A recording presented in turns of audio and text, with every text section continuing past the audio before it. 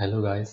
आज की वीडियो में हम देखेंगे, वैसे आज की वीडियो हमारी कोई स्पेसिफिक टॉपिक पे तो नहीं है, लेकिन हम जो आईटी में हमें छोटी मोटी चीज़ों की नीड पड़ती है, जो हमें बेसिक चीज़ें ऑलरेडी पता होनी चाहिए, जो डे इन डे आउट हमें काम में आती हैं चीज़ें, लेकिन सम टाइम हमें नहीं पता होती, तो उसकी बेसिक अंडरस्टैंडिंग करेंगे आज हम। तो स्टार्ट करते हैं।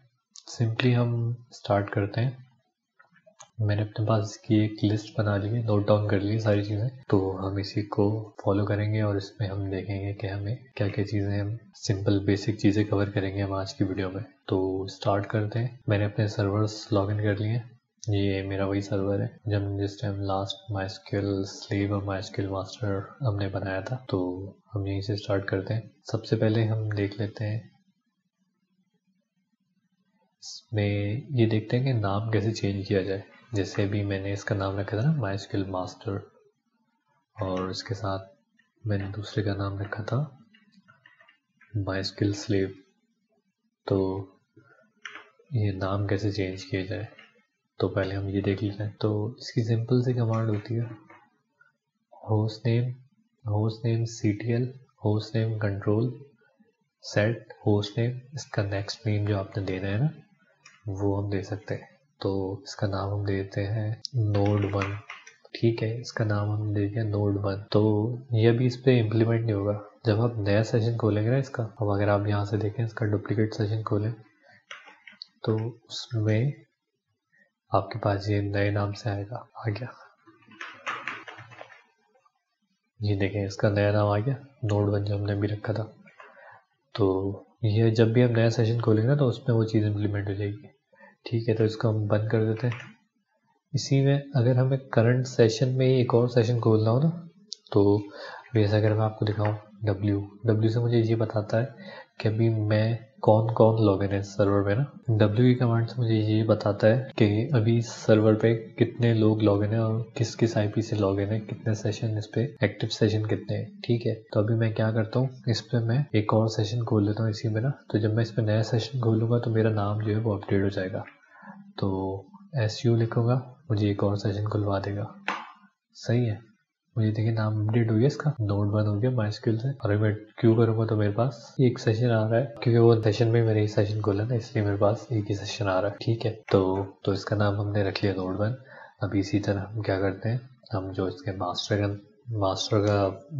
है माइस्क्यूएल मास्टर, इसका नाम भी हम कर देते हैं update. Host name ctl set host name और node2। सही है, ये हो गया मेरे पास अपडेट। अब मैं इसको SU करूँगा, न्यू सेशन खोलूंगा, ये मेरे पास आ गया node2। ठीक है, तो नाम कैसे चेंज करते हैं ये हमने देख लिया, node1 और node2 नाम रख लिया, ये हमें पता चल गया नाम कैसे चेंज करते हैं। ठीक है, अब हम क्या करते हैं, नेक्स्ट देखते हैं। ये कमांड होती है पिंग के लिए। पिंग वैसे तो सबको पता ही होगा कि क्या होता है। पिंग ये होता है कि हम किसी और दूसरे सर्वर को या दूसरे कंप्यूटर तक पहुंच पा रहे हैं कि नहीं पहुंच पा रहे हैं। हमारे करंट कंप्यूटर जहां से हम पिंग कर रहे हैं, वो हमारे डेस्टिनेशन तक पहुंच भी पा रहा है कि नहीं पहुंच पा रहा। तो जैसे अगर अभी मैं आपको दिखाऊं, मेरा ये node1 है और इसी तरह मेरा एक node2 है, तो दोनों पे कोई आईपीज है। आईपीज हम लिख लेते हैं, सॉरी, ये मेरे करंट सर्वर की जो आईपी है वो है 192.168.0.205। आईपी कैसे चेंज करते हैं ये मैंने अपनी वीडियो में बताया हुआ है, तो वो रेफरेंस के लिए आप देख सकते हैं उसमें से। ठीक है, तो ये मेरे करंट सर्वर की आईपी है और ये मेरा जो दूसरा सर्वर है ये उसकी आईपी है 192.168.0.215। ठीक है, तो अब मैंने क्या करना है, मैंने अपने 205 से खड़े होके पिंग करना है 192.168.0.215 जो मेरी इस सर्वर की आईपी है। तो ये मुझे बताएगा कि मैं यहाँ तक जा सकता हूँ कि नहीं जा सकता। तो ये मुझे कह रहा है आप जा सकते हो वहाँ तक। और इससे मुझे ये भी पता चलता है कि 2015 आईपी किसी सर्वर के पास है, कोई सर्वर पे या किसी कंप्यूटर के पास वो आईपी है, कहीं पे लगी भी वो आईपी। अगर वो, जैसे मैं 205 की जगह 206 करूँगा तो मेरे पास कोई रिस्पॉन्स ही नहीं आएगा, क्योंकि वो ये आईपी कहीं पहुंच ही नहीं रही, किसी सर्वर पे लगी भी नहीं है, इसलिए मेरे पास ये रिस्पॉन्स आ रहा है। तो ये देख लिया हमने। अब इसके बाद एक चीज़ कि अगर मुझे ये देखना है, और अच्छा एक और चीज़ भी सबसे मेन, कि सम टाइम ना आपके पास पिंग की कमांड भी नहीं होती। पिंग ना आप चला रहे हो तो, लेकिन वो आता नहीं है पिंग ना, आपको पिंग नहीं करना रहता, बोलते कमांड नॉट फाउंड। तो उसको इंस्टॉल कैसे करना है पिंग, सिंपली ये कमांड रन कर दें, iputils yum install iputils, बस ये लिख दें तो आपके पास ये पिंग का मॉड्यूल इंस्टॉल हो जाएगा। अगर मैं यहाँ पे लिखूँ, वैसे तो ऑलरेडी मेरे पास इंस्टॉल है तो मुझे करने की ज़रूरत ही नहीं है, लेकिन अगर आपके पास नहीं हो ना, आपके पास एरर आ रहा हो ना पिंग नॉट फाउंड, तो आपने सबसे पहले ये कमांड चला देनी है। जैसे अगर मैं आपको यहाँ पे चला के दिखाऊँ तो ये कमांड जो चलेगी जब तक वो इसको देख लेंगे। वैसे मेरे पास तो ये ऑलरेडी इंस्टॉल है, इसलिए पिंग चल रहा है, ठीक है। और उसके अलावा एक मैंने चीज़ देखनी होती है कि इंटरनेट पे जा सकती है मेरी मशीन कि नहीं जा सकती। ये भी एक चीज़ चैलेंज होता है, आपको पता ही नहीं होता कि आपकी मशीन इंटरनेट पे जा रही है कि नहीं जा रही। तो वो देखने के लिए आपने क्या करना पड़ता है, आप क्या करते हो, पिंग कराते हो 8.8.8.8, ये है गूगल का DNS, ठीक है। तो जब आप इसको पिंग करते हो, आई थिंक अभी कुछ रेपोज अपडेट कर रहा है, ये कर ले तो हम देखते हैं। सही है, ये देखें, सब मुझे यही कहा है ना, package util is already install, latest version, nothing to do. सही है, तो इसका हम छोड़ देते हैं। हाँ, अब हम देखते हैं पिंग 8.8.8, ये मुझे ये बता रहा है कि आप गूगल के DNS को पिंग कर सकते हो कि नहीं कर सकते। अगर ये हो रहा है तो मेरे पास इंटरनेट चल रहा है, दैट्स मीन कि मेरे पास इंटरनेट चल रहा है। सही, यहाँ से मुझे पिंग का रिस्पॉन्स आ रहा है, ठीक है। देखें, अभी ये इससे मुझे ये तो पता चल गया कि इंटरनेट चल रहा है, लेकिन DNS को रिजॉल्व कर रहा है ये कि नहीं कर रहा, ये मुझे नहीं पता चलेगा। तो उसके लिए मैं क्या करूँगा, पिंग कर दूंगा google.com, डायरेक्ट डोमेन नेम जो है ना google.com, ये डोमेन नेम है ना, डायरेक्ट मैं इसी को पिंग कर दूंगा तो मुझे बता देगा कि भाई अगर यहाँ से भी मुझे रिस्पॉन्स आ रहा है तो दैट्स मीन कि मेरा DNS सही काम कर रहा है और रिजॉल्व कर रहा है ये चीज़ें। लेकिन अगर मुझे यहाँ से रिस्पॉन्स नहीं आया ना और 8.8.8 से आता है रिस्पॉन्स, तो मतलब इंटरनेट तो चल रहा है लेकिन DNS रिजॉल्व नहीं हो रहा। DNS रिजॉल्व नहीं होगा तो आपकी जब भी आपको अगर कोई चीज़ डाउनलोड करनी है किसी डोमेन से, google.com से कोई चीज़ डाउनलोड करनी है, कोई चीज़ उठा के google.com से, फॉर एग्जाम्पल कोई चीज़ उठा के google.com से ला रहा है तो वो चीज़ नहीं ला सकेगा, क्योंकि ये हिट करेगा google.com को और google.com से कोई रिजल्ट ही नहीं आएगा, क्योंकि हम डायरेक्ट IP पे हिट नहीं करते हैं। हम जब भी कॉल करते हैं हम उसके डोमेन नेम को कॉल करते हैं। मतलब आप जब भी कोई चीज़ यम से अपडेट करते हैं ना तो वो IP पे हिट नहीं करता, वो उनके डोमेन नेम से ही जाके चीज़ें उठाता है। तो DNS रिजॉल्व करना बहुत इंपॉर्टेंट है। इसको अब देखें, ये रिस्पॉन्स लाना चाहिए इसको। अगर ये रिस्पॉन्स नहीं ला रहा तो दैट्स मीन के पिंग का या इंटरनेट का कोई मसला है। ये देखें, सही है। तो ये गूगल की IP से मेरे पास पिंग ला रहा है कि गूगल पे ये जा सकता है। गूगल का DNS ये सही रिजॉल्व कर रहा है। गूगल की IP जो है वो ये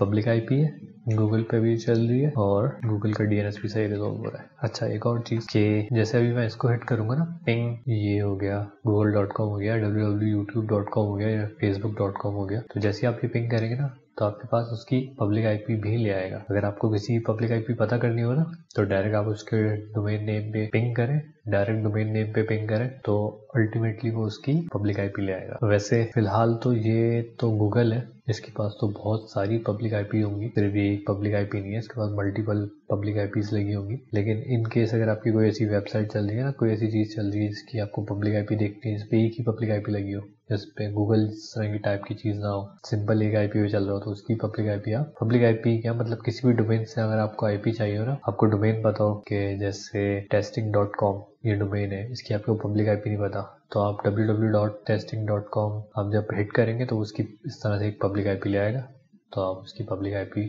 आपको पता चल जाएगी अगर इन केस आपको नीड है इस चीज़ की पब्लिक IP की। तो पिंग से ये भी हम यूज़ कर सकते हैं, ठीक है।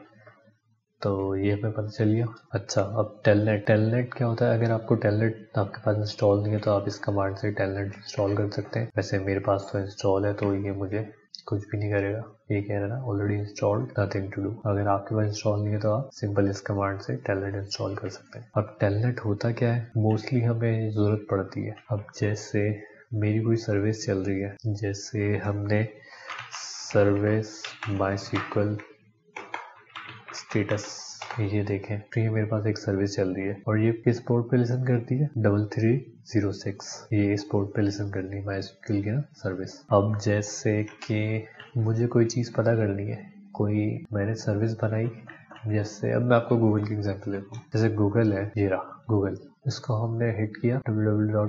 जो HTTPS होता है उसकी जो बाय डिफॉल्ट पोर्ट होती है वो 443 होती है और जो सिर्फ HTTP होता है उसकी पोर्ट होती है 80।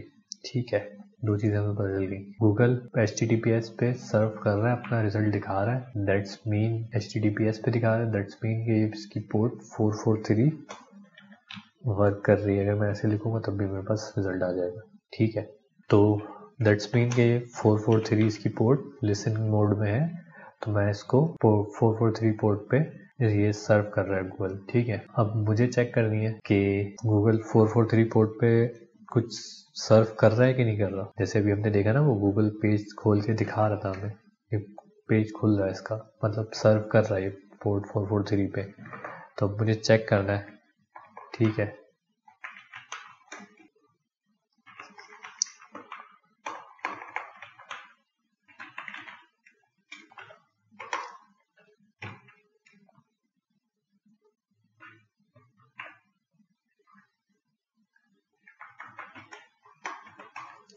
देखें वो ये मुझे कह रहा है कि कनेक्टेड, सही है। इन केस अगर गूगल डाउन होता है, गूगल की 443 पोर्ट बंद हो जाती है, जैसे ये 443 पोर्ट इसकी डाउन हो जाती है, गूगल डाउन हो गया, ये 443 पोर्ट पे लिसन करना बंद कर दिया इसने, तो ये मेरे पास टेलनेट नहीं होगा। हमें इससे ये पता चलता है कि कोई सर्विस सर्व कर रही है किसी पोर्ट पे, तो उसको हम टेलनेट करके देख लेते हैं। अगर कोई आपका कोई कहे, दोस्त या फ्रेंड कहे कि यार मैंने ये सर्विस, मेरी ये सर्विस है, मेरी ये वेबसाइट है, ये 443 पोर्ट पे या किसी डिफरेंट पोर्ट पे लिसन करती है, इसको ज़रा चेक करो, तुम्हारे पास से काम कर रही है, तुम इसको चेक कर सकते हो कि ये तुम्हारे पास से टेलनेट हो रही है कि नहीं हो रही। तो आप क्या करेंगे, आप सिंपली उसको जो उसने पोर्ट बताई है उस पोर्ट पे टेलनेट करके देख लेंगे, तो आपको पता चल जाएगा कि हाँ इसकी वाकई सर्विस वर्किंग में है, काम कर रही है, की सर्विस लिसन कर रही है इस पोर्ट पे। जरूरी नहीं है यही पोर्ट हो, कोई भी पोर्ट हो सकती है। और एक चीज़ कि अगर पोर्ट लिसन नहीं कर रही होगी तो कनेक्शन रिफ्यूज आ जाएगा। लेट्स सपोज के पोर्ट 444 पे देखता हूँ मैं, गूगल 444 पोर्ट पे कुछ सर्व कर रहा है कि नहीं कर रहा। तो ये देखिए ट्राइंग में चला गया, मतलब कोशिश कर रहे हैं उसको चेक करने की, लेकिन उसके पास कुछ है नहीं। तो मैं इसको कंट्रोल-C कर दूंगा, बाहर आ जाऊंगा। ठीक है, इसी तरह अगर हम देखें, हमने देख लिया कि 443 पोर्ट, गूगल की 443 पोर्ट चल रही है और हम उसको वो लिसन कर रहा है इस पोर्ट पे, हम इसको टेलनेट कर सकते हैं। तो हमने यहाँ से टेलनेट करके देख लिया कि भाई हम यहाँ से कुछ अगर सर्व करना चाहें तो वर्किंग में। ठीक है, अब अगर मैं इसमें ना, मोस्टली लोग कंफ्यूज रहते हैं कि ये कैसे बंद होगा, बंद कैसे होगा। इस तरह से कुछ लोग कंट्रोल-C प्रेस करते हैं, डिफरेंट प्रेस करते हैं, कंट्रोल-D, कंट्रोल-C, सॉरी ये क्या हो गया, कंट्रोल-C ये वो। लेकिन इसमें जो है इससे सिंपली अगर आप देखें तो इसने मुझे बताया हुआ है कंट्रोल और स्क्वायर ब्रैकेट क्लोज, ये प्रेस करो, ये क्या है, ये रहा, तो प्रेस करूँगा फिर ये मुझे टेलनेट के मोड पे ले आता है। इसको मैं क्यू प्रेस कर दूँ, क्लोज हो जाएगा एक्चुअली प्रॉपर। लोग जो है ना अक्सर इसमें कंफ्यूज रहते हैं, तो सिंपली आपने क्या करना है, कंट्रोल होल्ड करना है और क्लोज स्क्वायर ब्रैकेट का बटन दबा देना है, बस इसमें आ जाएगा, फिर क्विट कर देना है क्यू से, सिंपल, सही है। हाँ, अब इसमें एक और चक्कर आता है कि अब जैसे मैं आपको दिखाऊं लोकल होस्ट, अब लोकल होस्ट क्या है कि जो मेरा ये सर्वर है ना, जैसे मैंने अभी आपको दिखाया, ये मेरा 205, ये मेरा सर्वर है, ये एक्चुअली मेरा लोकल होस्ट है। तभी जब मैं इस पे ही काम कर रहा हूँ ना, जैसे आपको यहाँ पे लूप बैक दिखा रहा हूँ, ये लूप बैक, ये आईपी है लोकल होस्ट की, और ये मेरा अपना जो मेरा सर्वर है ना, खुद के लिए जो है ये अपने लिए लोकल होस्ट है। मतलब मैं इस पे माईएसक्यूएल की सर्विस हमने देखा था चल रही है, सर्विस माईएसक्यूएल स्टेटस। ठीक है, तो जो भी मेरी सर्विस चल रही है ना, ये 303306 इस पोर्ट पे लिसन कर रहा है, टेलनेट 192.168.0.205 इस पोर्ट पे लिसन कर रहा है। देखिए टेलनेट हो गई पोर्ट, मुझे आगे दिखा भी रहा है कि माईएसक्यूएल समथिंग। ठीक है, ये हो गया, लेकिन एक और चीज़ होती है, यही आप या तो ये लिख दें IP, या फिर आप इसको लोकल होस्ट लिख लें।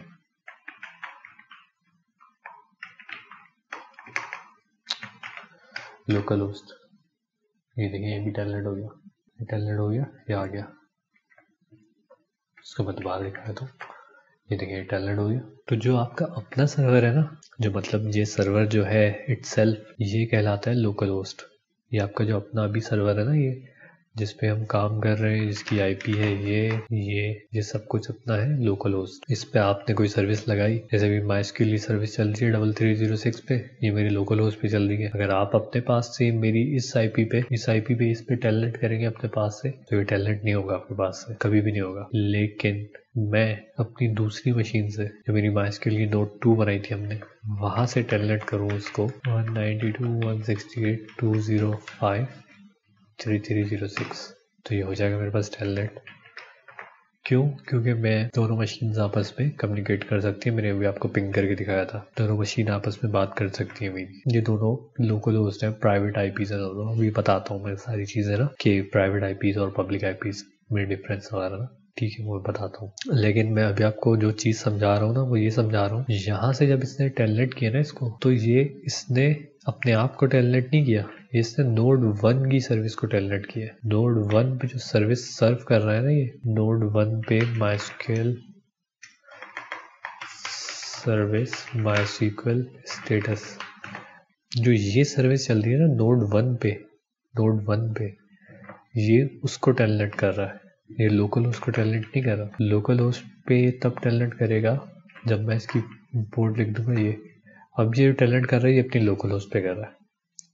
तो फ़र्क क्या है? फ़र्क ये है कि जब मैं इसकी सर्विस स्टॉप कर दी मैंने, ठीक है, नोड 1 की, अब मैं इसको टेलनेट करूं यहाँ से, तो मेरे पास टेलनेट नहीं होगा, कनेक्शन रिफ्यूज। अब ये मेरे पास टेलनेट नहीं होगा क्योंकि मैंने सर्विस बंद कर दी है। इसको मैं अगर अगेन स्टार्ट कर दूं, तो ये मेरे पास लिसनिंग मोड में दोबारा से मेरे पास सर्व करने लगेगा और मैं इसको यूज़ कर सकता हूँ। ठीक है, कहने का मकसद ये है, लोकल होस्ट आपकी अपनी IP, और या फिर लोकल होस्ट अगर आप लिख दें सिंपल लोकल होस्ट, ये अगर आप लिख दें तो ये लोकल होस्ट है। लेकिन अगर आपने किसी दूसरे सर्वर की IP लिखी है तो वो लोकल होस्ट नहीं है।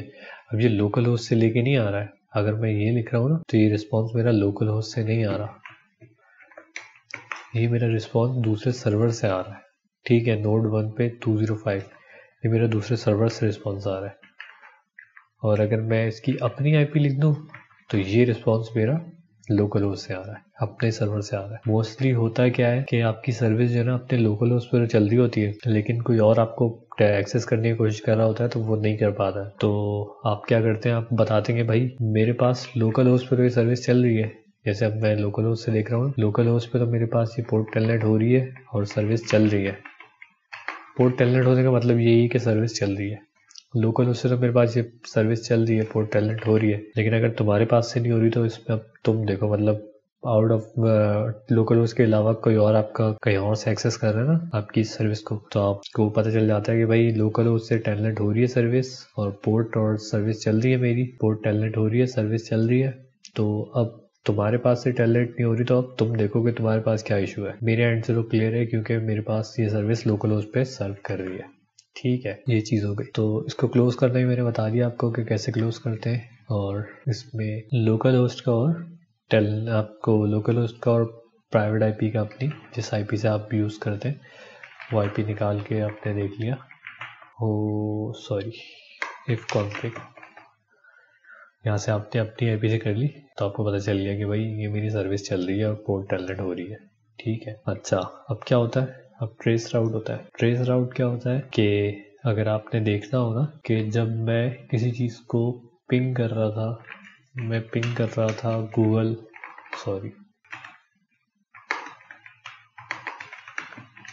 इसको मैं पिंग कर रहा था तो मेरे पास रिस्पॉन्स आ रहा था। क्या हो गया, अभी तो पिंग गया, हाँ ठीक है, तो मेरे पास ये रिस्पॉन्स आ रहा था। लेकिन अब ये रिस्पॉन्स कहाँ से निकल रहा था, जब मैं इसको पिंग कर रहा था तो मेरे पास ये रिस्पॉन्स आ रहा था, सही है, मतलब पिंग आ रहा था मेरे पास। लेकिन अब मुझे ये देखना है कि ये पिंग का रिस्पॉन्स जो आ रहा है, जब मैं पिंग करता हूँ तो ये मेरा पैकेट कहाँ जाता है, फिर कहाँ जाता है, फिर कहाँ निकलता है, किस राउट पे जाता है, कौन से हॉप पे जाता है, मतलब कौन सी डिवाइस पे जाता है, कौन से राउटर पे जाता है, कौन से स्विच पे जाता है, कहाँ कहाँ से घूम के जाता है, फिर पहुँचता है गूगल पे, गूगल के सर्वर पे एक्चुअली। तो बीच में कितनी डिवाइसेस आ रही हैं, अगर आपको उसको ट्रैक करना है ना, तो उसमें काम आएगी चीज़ ट्रेस राउट। हम ट्रेस राउट की ना ये कमांड, ट्रेस राउट को इंस्टॉल करने के लिए सिंपल ये कमांड है, आप इंस्टॉल कर सकते हैं उसको, ठीक है। ट्रेस राउट और गूगल, ठीक है। तो अगर हम देखें ट्रेस राउट गूगल पे हम जब कर रहे हैं तो ये कहाँ कहाँ से होके जा रहा है, ये देखें, ये मुझे सारी आईपीज बताएगा कि पहले मैं निकला यहाँ से, फिर उसके बाद मैं गया यहाँ पे, फिर यहाँ पे, यहाँ पे, यहाँ पे। ये सबसे पहले आपके गेटवे के पास गया होगा, ये जो मेरा गेटवे है ना वो ये है, ठीक है। ये रहा 14, यहाँ पे आके गूगल के पास आ गया। जब हमने गूगल को पिंग किया था तो यही आईपी थी, ये आईपी यहाँ पे आ गई। आखिरी वो इस डिवाइस के पास गया है और यहाँ पे आके इससे टेलनेट वो पिंग कर लिया, एक्सेस हो गया इसको। ये तो चले वो था, मतलब गूगल था, तो हमें इसमें नहीं पता कौन सी आईपी किसकी है, कौन सी आईपी किसकी है, तो ये तो हमें नहीं पता। लेकिन जब हम अपनी कोई मतलब अपनी प्रोडक्शन में कोई काम कर रहे होते हैं, मतलब अपनी कंपनी के एनवायरनमेंट में, तो जो डिवाइसेस होती हैं वो हमें पता होती है कि हमारी कौन से सर्वर से निकलेगी, कौन से राउटर से निकलेगी, कौन से स्विच से निकलेगी और पहुंच जाएगी आगे। मतलब उसमें कितने स्विचेस हैं, कितने राउटर हैं, उनकी क्या आईपी है वो हमें पता होती है। तो हम उसको ट्रेस राउट ले लेते हैं, हमें कहीं आईपी पे बीच में रुक जाता है तो हमें पता चल जाता है कि भाई इस फायरवॉल पे रुक रहा है ये, तो उस फायरवॉल को हम फाइंड आउट कर लेते हैं कि उसमें क्या इशू है, तो हम उसमें फाइंड आउट करके उस पर काम कर लेते हैं। तो इससे हमें ये पता चल जाता है कि हमारा जो पूरा साइकिल है वो कौन सी डिवाइस से निकल के कहाँ से निकल के कहाँ से जा रहा है, और अगर कहीं पे बीच में रुक रहा है, हमें टेलनेट या पिंग नहीं हो रही, तो हमें पता चल जाता है कि भाई इस डिवाइस पे रुक रहा है, इस मतलब इसका ये है कि ये मेरी फायरवॉल, ये वाली फायरवॉल कोई मसला कर रही है या इसमें सही रूल नहीं ऐड हुआ समथिंग, ठीक है। तो इस चीज़ में काम आती है ट्रेस राउट की कमांड ना, बहुत इंपॉर्टेंट कमांड है, आपको हमेशा यूजफुल रहेगी, ठीक है। अब हमें क्या करना है, अब हमें ये करना है, तो हम इंस्टॉल करते हैं कर्ल। कर्ल बहुत काम की चीज़ है, बहुत से काम कर सकते हैं। फिलहाल अभी जो हम देख रहे हैं वो हम देख लेते हैं। कर्ल एक्चुअली होता है क्या, मैं आपको दिखाऊं। कर्ल पहले इंस्टॉल कर लेते हैं। वैसे तो मेरे पास इंस्टॉल ही है, लेकिन एक बार आपको दिखाने के लिए कि ये देखिए बोल रहा है ना curl install something, nothing to do, already install, ठीक है। अब कर्ल क्या कर रहा है, कर्ल लिख के हम लिखें google.com, ये आपके पास पूरा पेज ले आएगा गूगल का। तो गूगल का पेज हम यहाँ पे देख रहे हैं ना, ये वाला, ये इस तरह नहीं, मतलब उसका सिंटेक्स ले आएगा, उसका जो भी कोड होगा ना वो कोड ले आएगा पूरा। तो बहुत यूज़फुल टूल है ये भी, कर्ल की कमांड ना बहुत यूज़फुल है, ठीक है। तो अब ये देखें हमें सारी चीज़ें ला के दे दी ना इससे, HTML में जो भी होती हैं सारी डॉक्यूमेंट, HTML सारा जो भी उस पेज पे सर्व हो रहा था ये सब कुछ ले आता है। तो कभी कभी हमें होता है ना कि चेक करने के लिए कि कर्ल की रिक्वेस्ट करके देखो इसमें क्या आ रहा है, इसके पेज में क्या आ रहा है, तो वहाँ पे यूज़फुल होता है, ठीक है। लेकिन अभी हमें क्या करना है, अभी मुझे इस सर्वर की पब्लिक आईपी देखनी है। तो मैं क्या करूँगा, सिंपली कर्ल ifconfig.me इस पे हिट करूँगा और मुझे इसकी पब्लिक आईपी दिखा देगा। ये देखें, ये मेरी पब्लिक आईपी आ गई। अगर मैं यहाँ से लिखूँ व्हाट इज़ माई आईपी,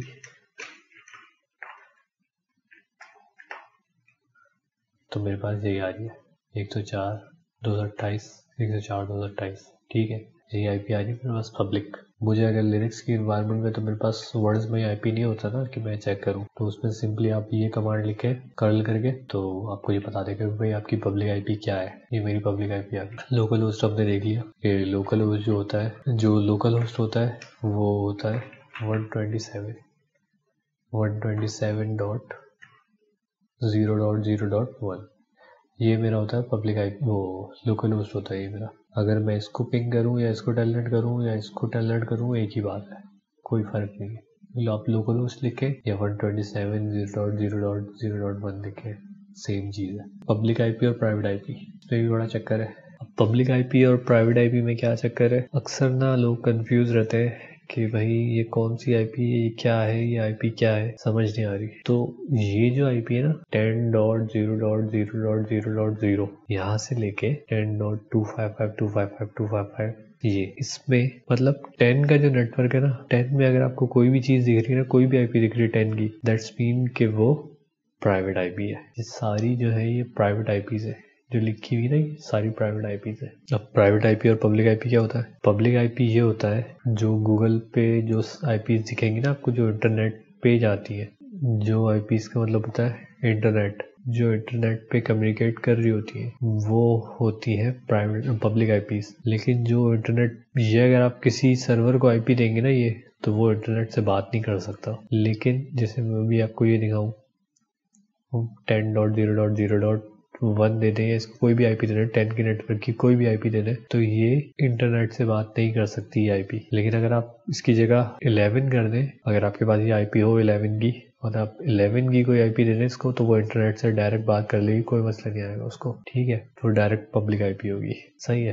तो मेन चीज़ ये है कि आपने बस ये याद रखना है कि 10 के नेटवर्क की पूरी आईपी, 10 के नेटवर्क की कोई भी आईपी हो, 10 के साथ कोई भी आईपी स्टार्ट हो रही हो, 10.0.1 समथिंग या 10.1 समथिंग, 10 एनीथिंग, 10 के बाद कोई भी नंबर आ जाए, आपने बस ये समझना है ये प्राइवेट आईपी है। इसी तरह 172 क्लास बी में जो है आपके पास ये प्राइवेट आईपी है 172.16। इसके बाद आप कोई भी नंबर लिख लें 0.0 ना, इसमें आप कोई भी नंबर देखें, आप देखें सिर्फ के 172.16 लिखा हुआ है, इसके बाद कुछ भी लिखा हुआ है, इसका मतलब ये प्राइवेट आईपी है। इसी तरह इसकी रेंज है, ये फुल नहीं है, मतलब कहने का 16 से लेके 31 तक है। इसमें आपने क्या करना है, इसमें आपने देखना है, इससे अगर आपको 172.16 दिखे, 172.17 दिखे, 18 दिखे, 19 दिखे, जो भी दिखे 31 तक, 16, 17, 18, 19, 20, 21, 22, 23, 24, 25, 26, 27, 28, 29, 30, 31, बस 31 के बाद आपको जो है 32 अगर दिखे यहाँ पे, तो वो दैट्स मीन कि वो पब्लिक आईपी है। और अगर यहाँ पे 16 की जगह 15 दिखे तो वो भी पब्लिक आईपी है, ठीक है। तो बस जो इसकी विंडो है ना वो यहाँ से स्टार्ट हो रही है और यहाँ पे एंड हो रही है 172.16, उसके बाद एनीथिंग 172.31, मतलब 16 के बाद 17, 18, 19, 20, 21, 22, वहां से 31 तक। 32 हो गया तो पब्लिक आईपी है, 15 हो गया यहाँ पे तो पब्लिक आईपी है, 172 से लेके 16, 172.16 एनीथिंग प्राइवेट आईपी है, 172 और 172.17 एनीथिंग प्राइवेट आईपी है, टिल 172.31, 255 ये हो गया ना, बस यहाँ तक इसकी रेंज है। इसके बाद 32 भी जो है पब्लिक आईपी है, सही है। इसी तरह अगर आप देखें तो जो क्लास सी है उसमें 192.168, इसके बाद एनीथिंग, और इसमें भी 192.168 एनीथिंग। 192.168 आपने जैसे ही देखा आप समझ गए बस ये प्राइवेट आईपी है, इसके बाद कुछ भी लिखा हो। 192.168 जैसे ही देखा बस ये प्राइवेट आईपी है, इसके बाद कुछ भी लिखा हो आपको कंसर्न नहीं है क्या लिखा है, बस वो प्राइवेट आईपी है। 10 देखा वैसे ही समझ गया प्राइवेट आईपी है। 172.16 देगा समझ गया प्राइवेट आईपी है। 172.16 से लेके 31 के बीच में कोई भी आईपी देखी समझ गए भाई ये प्राइवेट आईपी है, ठीक है। तो मेन जो है ना वो ये तीन चीजें 192.168, 10 और 172.16 मोस्टली यही यूज होती हैं। अपने जो है बस ये देख लेनी कि ये तीन चीज प्राइवेट आईपीज है, ये नेट की नहीं है, पब्लिक आईपी नहीं है, प्राइवेट आईपी है, आपके इंटरनल उसमें चलेंगी एनवायरमेंट में। ये क्लियर हो गया, सही है। अब आपके पास जो है ना अक्सर आपको अपनी प्राइवेट आईपी अपने कंप्यूटर पे लगी हुई जो आईपीज आपके कंप्यूटर पे लगी हुई ना वो देखनी हो ना, तो उसके लिए टूल है ifconfig ना, तो उसको अगर इंस्टॉल नहीं है तो आपने क्या करना है yum install net tools, ये करेंगे आप। ये मेरे पास ऑलरेडी इंस्टॉल्ड है तो मुझे यही कह रहा है already install nothing to do, सही है। उसके बाद आप लिख दें ifconfig, तो ये आपको दिखा देगा आपकी प्राइवेट आईपी 192.168.0.205, ये हमारी प्राइवेट आईपी हो गई। और ये डिफरेंट है, इसको जोड़ दें, ये लूप बैक है। तो ये प्राइवेट आईपी देखनी हो अगर आपने तो उस पे आप ये लिख सकते हैं। इसी तरह सिंपल अगर आपने प्राइवेट आईपी जगह, ये तो इतना कुछ दिखा रहा है ना ifconfig, अगर आपने सिंपली देखना हो तो आप लिखें होस्ट से -I, ये आपको सिर्फ आईपी दिखा देगा, मेन आईपी प्राइवेट आईपी, और जो ये दूसरी आईपी आपके इंटरफेस पे लगी थी वो आईपी लूप बैक नहीं दिखाएगा। लूप बैक छोड़ देगा, मतलब लोकल होस्ट लूप बैक 127.0.0.1 ये सारी एक ही चीज है। लूप बैक लोकल होस्ट 127 ये सब एक ही चीज है, ठीक है, इसमें कंफ्यूज नहीं होना। तो हमें ये पता चल गया कि होस्ट नेम -i से हम देख सकते हैं कि भाई हमारी सिर्फ IP दिखाएगा, उसमें ये सारी चीजें नहीं दिखाएगा, कौन सा इंटरफेस कौन क्या इतनी सारी चीजें नहीं दिखाएगा, वो सिर्फ सिंपल दिखा देगा IP आपकी, ठीक है, ये भी हमें पता चल गया। इसके बाद हमें क्या देखना है, इसके बाद हमें देखना है कि भाई yum इंस्टॉल vsftpd ये क्या होता है। ये होता है जैसे हमने अपनी वीडियोस में देखा था ना कि vsftpd क्या होता है। ftpd तो ये एक सर्विस है फाइल ट्रांसफर प्रोटोकॉल के लिए। तो अगर आपके पास इंस्टॉल नहीं है तो आपने सिंपली ऐसे इंस्टॉल कर लेना है इसको। हाँ शायद ये मेरे पास इंस्टॉल नहीं थी, तो ऐसे इंस्टॉल करना है आपने सिंपल। उसके बाद मैंने करना क्या है, अगर मुझे यहाँ से मैंने अपने इस सर्वर से नोड 1 जो मैंने लिखा था नोड 1 से कोई चीज़ नोड 2 पे सेंड करनी है तो मुझे क्या करना पड़ेगा। मैं सिंपली क्या करूँगा, मैं यहाँ से कंप्लीट हो गया, इसको मैं क्या करूँगा, यहाँ से SFTP करूँगा नोड 2 को और यहाँ पे सेंड कर दूँगा चीज़, तो वो चीज़ यहाँ पे आ जाएगी। इसी तरह अगर मुझे नोड 1 से नोड 2 से मुझे कोई चीज़ चाहिए जो नोड 2 पे है लेकिन मेरे पास नोड 1 पे नहीं है, तो मैं क्या करूँगा, नोड 1 को SFTP करूँगा और वहाँ से वो चीज़ रिसीव कर लूँगा, गेट कर लूँगा, तो वो चीज़ मेरे पास यहाँ पे आ जाएगी। दूसरा तरीका ये है कि दूसरा तरीका बताता हूँ आपको क्या करना है आपने। दूसरा तरीका क्या है, ठीक है, तो इसको करके देखते हैं। इफ़ का होस्ट नेम से IP निकाल लेते हैं, इसकी IP हो गई ये और दूसरे सर्वर की IP हो गई ये, ठीक है। मैंने 205 से एक काम करते, टेम्प में जाते और इसके अंदर एक डायरेक्टरी बनाते हैं फाइल ट्रांसफ़र, ठीक है, इसके अंदर जाएंगे, ठीक है, ये खाली है, सही है। अब इसमें काम करते हैं, टच की कमांड आपको पता है ना कि एक फ़ाइल बनाने के लिए होती है, ठीक है, फाइल बना ली हमने, एक फ़ाइल आ गई यहाँ पे, सही है। जब भी मैं खड़ा हूँ नोड 1 पे, यहाँ से मैंने IP निकाली इसकी, ठीक है, ये हो गया। अब मुझे क्या करना है, ये फाइल 1 यहाँ पे टेम्प में गया, मेक डायरेक्टरी, और इसके बाद क्या करना है, फाइल रिसीव, सही है, इस नाम से एक डायरेक्टरी बनाई, इसके अंदर आ गया, सही है, इसके अंदर आ गया मैं, सही है। अब इसके अंदर सब कुछ खाली है, इसमें कुछ भी नहीं है। इसका मैं पाथ ले लेता हूँ, एब्सोल्यूट पाथ, इसका एब्सोल्यूट पाथ ही है, सही है, ठीक है। मैंने इसका क्या किया, मैंने इसका एब्सोल्यूट पाथ निकाल लिया। अब मैं क्या करूँगा, नोड 1 पे जो मेरी ये फाइल है, फाइल 1, इसको मैं सेंड करूँगा यहाँ पे इस डायरेक्टरी में जो भी खाली है, इस डायरेक्टरी पे यहाँ पे सेंड करूँगा, ठीक है। तो मैंने करना क्या है, SFTP रूट @ तो उसकी IP क्या थी,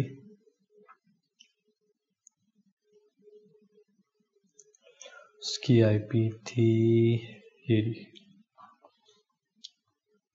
नोड, जो हमारी नोड 2 है उसकी IP है ये, सही है।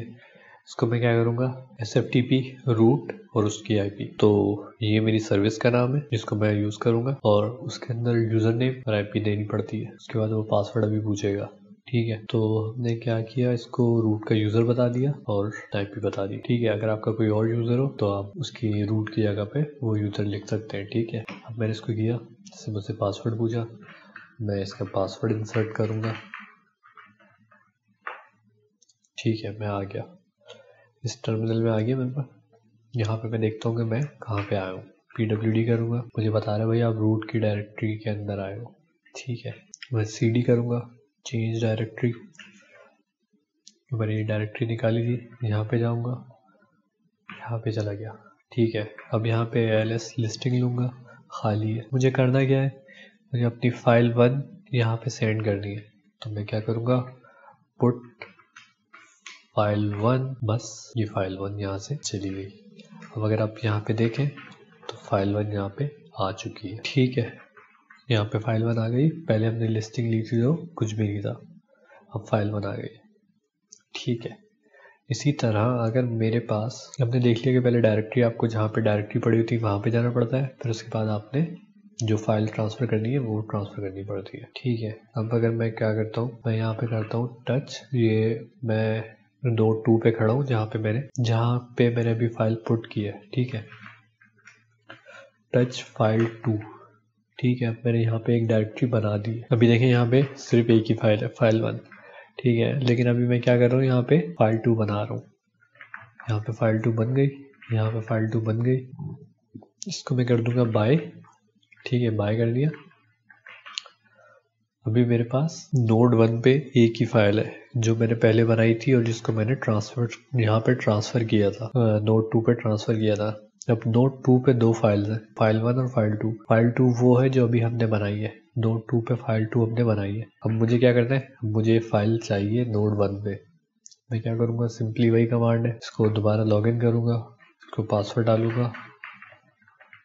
सही है, उस डायरेक्टरी पे जाऊँगा जहाँ से मुझे फाइल चाहिए, उस डायरेक्टरी पे चला गया। मैंने देखा भाई कि लिस्टिंग ली, यहाँ पे बहुत सारी फाइल्स हैं। सही है, मैंने किया गेट और फाइल 2। उस टाइम मुझे अपने पास से दूसरे सर्वर पे सेंड करनी थी, इसलिए मैंने पुट किया था।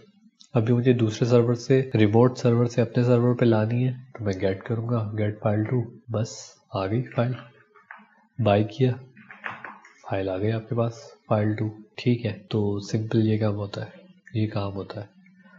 अच्छा, अब अगर इसमें मुझे मल्टीपल करने, मतलब कहने का, मैं दिखाता हूँ आपको। मैं सर्वर 2 पे आता हूँ, यहाँ पे मैंने फाइल 2 बनाई थी पहले, मैं इसको करता हूँ 3 4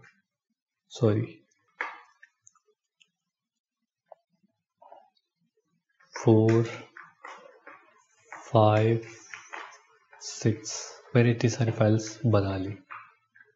ठीक है, अब मेरे पास सर्वर 2, नोड 2 पे बहुत सारी फाइल्स हैं और नोड 1 पे सिर्फ 2 फाइल्स हैं जो मैंने एक बनाई थी और एक गेट की थी। काम करता हूँ, मैं इसको रिमूव कर देता हूँ और उसके बाद हम देखेंगे कि, क्योंकि अभी मैं यहाँ से लाऊंगा ना तो यहाँ पे सारी फाइल है, वो कन्फ्यूजन ना हो इसलिए बस रिमूव करो। ठीक है, तो अभी मेरा फोल्डर पूरा खाली है। अगेन मैं इसको करूँगा SFTP, ये कर दिया मैंने, ये हो गया। अब इसके बाद मुझे क्या करना है, मुझे इस डायरेक्टरी में आना है, यहाँ पे आ गया मैं। ये बहुत सारी फाइल्स हैं, मेरे पास यहाँ पे कोई फाइल नहीं थी अभी। मैं क्या करूँगा, गेट स्टैटिक, लेकिन यहाँ पे लगाऊंगा मैं एम गेट मल्टी गेट और स्टैटिक डाल दूंगा। अब ये मेरे पास सारी फाइल्स कॉपी करके ले आएगा। ठीक है, जो कॉपी करता है ये कट नहीं करता कि वहाँ से गायब हो गई फाइल, यहाँ पे रहेगी और वहाँ पे भी आ जाएगी। ठीक है, पहले खाली थी, सारी फाइल मेरे पास आ गई। तो अगर आपको फाइल ट्रांसफ़र करनी हो तो ये इस तरह से कर सकते हैं आप। ठीक है, ये तो हो गया। अब इसमें एक काम और करते हैं हम कि ये तो हो गया मतलब SFTP के थ्रू, लेकिन अगर आपने ये दूसरे तरीके से काम करना हो तो उसके लिए क्या करते हैं फिर हम, उसके लिए चीज़ होती है फाइलज़िला। ये तो हमने देख लिया ना कैसे होता है फाइलज़िला। अब फाइलज़िला क्या होता है, फाइलज़िला ये है, जैसे अगर आपको मैं दिखाऊँ भी फाइलज़िला। ठीक है, ये आ गया आपके पास फाइलज़िला। ये इंस्टॉल करना पड़ेगा आपको, गूगल पे जाके आप लिखें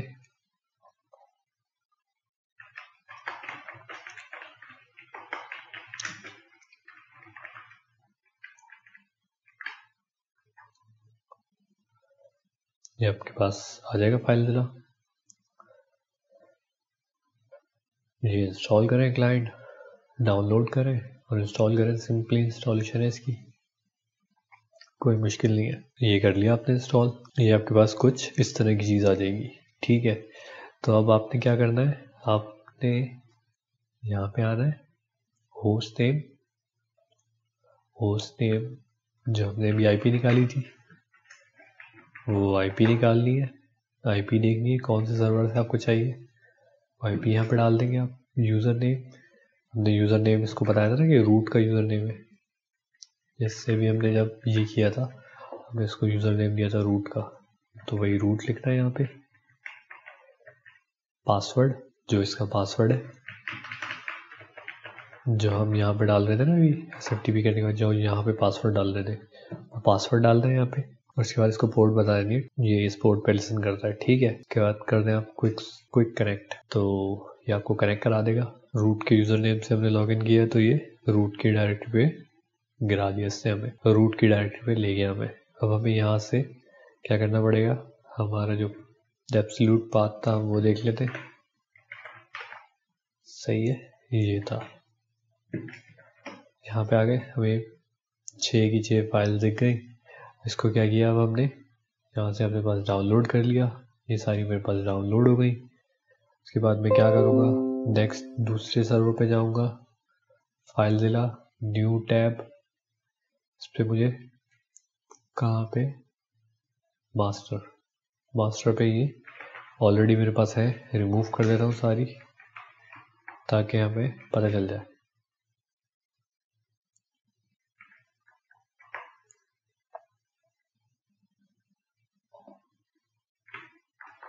सही है, सारी फाइल्स मेरे पास रिमूव हो गई हैं। यहाँ से क्या करूँगा, मैं इसकी होस्ट नेम निकालूंगा, आईपी निकालूंगा, इसकी प्राइवेट आईपी जो भी थी वो, इसकी आईपी निकाली मैंने। यहाँ से इसकी मैंने आईपी लिखी, यहाँ पे रूट, पासवर्ड लगा दिया, पासवर्ड इस सर्वर का पासवर्ड, अब इस सर्वर का पासवर्ड लगेगा नोड 2 का, नोड 1 का नहीं, नोड 2 का पासवर्ड लगेगा, ठीक है। पोर्ट लिख दिया आपने। अब क्या होगा, अब ये मेरे पास 215 पे कनेक्ट हो जाएगा, ये आ गया। मुझे यहाँ से क्या चाहिए, PWD, सही है, फाइल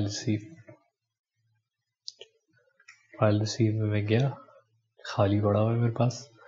मैंने क्या किया, जो मैंने फाइल डाउनलोड की थी पहले वहाँ से, वो सारी उठा के इस पर ड्रैग एंड ड्रॉप कर दी। इससे मुझे स्टेटस बता दिया, सक्सेसफुली ट्रांसफ़र।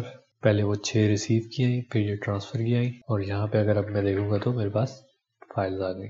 ये दूसरा तरीका है, या तो आप वैसे भी इंस्टॉल कर सकते हैं, यूज़ कर सकते हैं SFTP से, या फिर आप फाइलज़िला इंस्टॉल करके पूरा फाइलज़िला से इस तरह से ट्रांसफ़र कर सकते हैं, ठीक है। तो आज की वीडियो में हमने देखी छोटी मोटी इंटरनेट के हवाले से चीज़ें, और जो फाइलज़िला में हमें चीज़ें यूज़ होती हैं, नेटवर्क की जो भी छोटी मोटी चीज़ें होती हैं, टूल्स, बेसिक टूल्स, वो अपने देखें। अब नेक्स्ट वीडियो में हम देखेंगे कि हम फाइल्स को टार कैसे कर सकते हैं, इसमें ना इस चीज़ों को प्रॉपर हम देखेंगे। तो मिलते हैं नेक्स्ट वीडियो में, तब तक के लिए थैंक यू।